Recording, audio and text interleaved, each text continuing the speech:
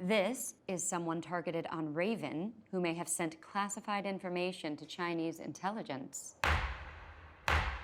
Let's keep an eye on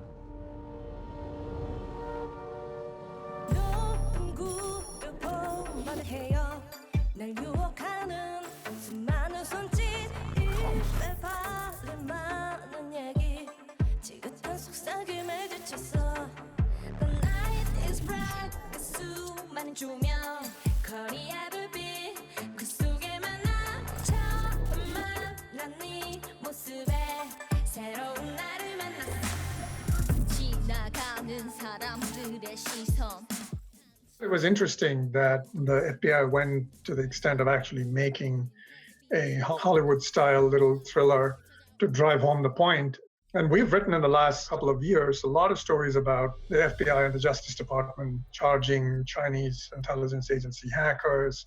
Sort of the basic premise there, that if you are a U.S. researcher, whether in the national security or any of the other aspects of top secret work, and you're very involved and very kind of absorbed in that work, you're less likely to be aware of the broader world of how state actors might try to influence you and so on.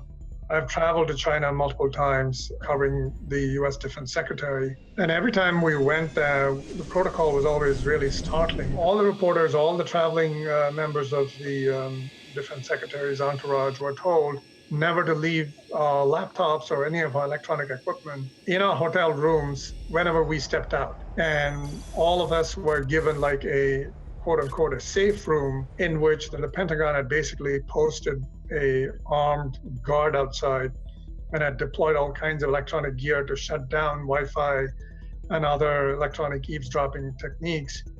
That speaks to the level of intrusion that China is capable of. Most US officials have, carry with them laptops. And in a lot of cases, I think officials were given like quote unquote a burner laptop. So even if they were hacked in, the sensitive information wouldn't be lost.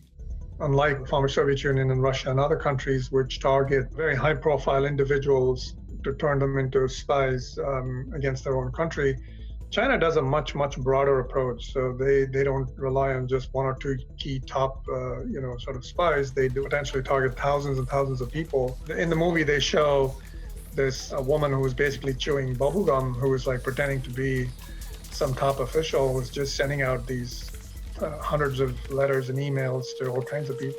A little bit of information from each one of them, they, back at home, they can put it all together. They go after Chinese diaspora, they target Chinese students who are in Western universities. And, they target journalists, anyone with information.